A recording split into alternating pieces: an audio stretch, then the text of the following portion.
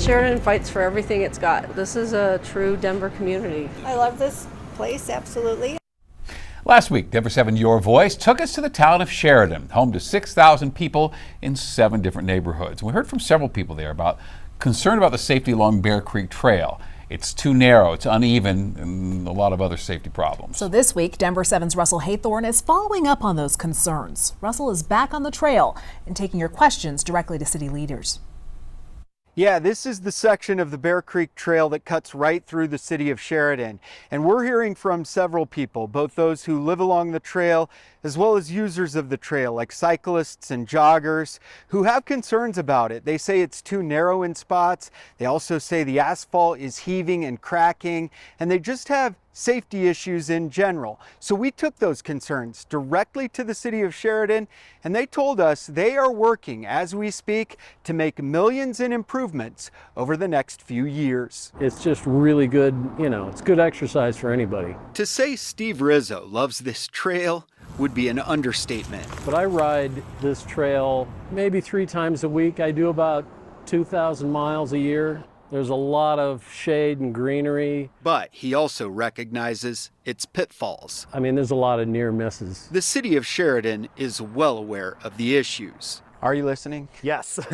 Yes, the community tells us everything we need to know. Sheridan's Community Development Director, Andrew Rogge, walked a portion of the Bear Creek Bike and Pedestrian Trail with us. We've actually had some really bad accidents there that have sent people to the hospital, so. He says the trail is only about 5 feet wide in spots, when ideally it should be 10 to 12 feet wide. The asphalt is also 40 years old.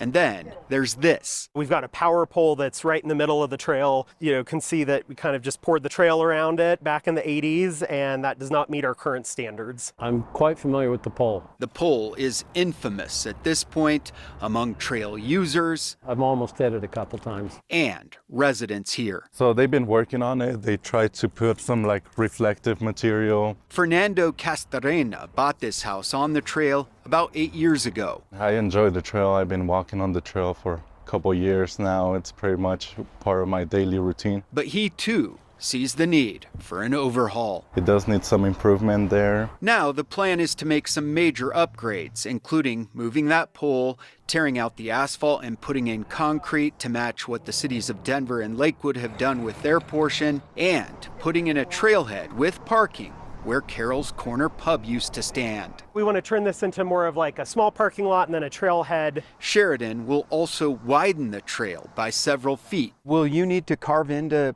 residential properties for this? Potentially. How will that work? Will you pay those property owners for that encroachment? Something that we envision doing is hopefully replacing a lot of fences along here, getting them a new fence in exchange for any additional room they can provide us to get the trail built. I would like to keep what I have. Castarena, for one, isn't really interested in a new fence. If they are to improve your fence, you want to keep the same style. Correct. Yeah, I would like to see a nice little chain fence. As for cyclists like Rizzo, it's probably a good idea. He'd be happy with any upgrades. In Sheridan, Russell Haythorne, Denver7. And the city of Sheridan sent a letter to homeowners along that trail about a public meeting coming up next Monday night. They're calling the meeting August 18th at 5 p.m., Popsicles in the Park. And they say they plan to listen to the community about their ideas and their concerns with these proposed trail improvements. And if you miss Russell's stop in Sheridan, you have a connection to that town, you can still have your voice heard. Scan that QR code on your screen. You can connect with him very easily that way, him being Russell. You can also email him, russell.haythorne@denver7.com. And again, thanks to all those wonderful folks in Sheridan who've been so welcoming and open to this conversation.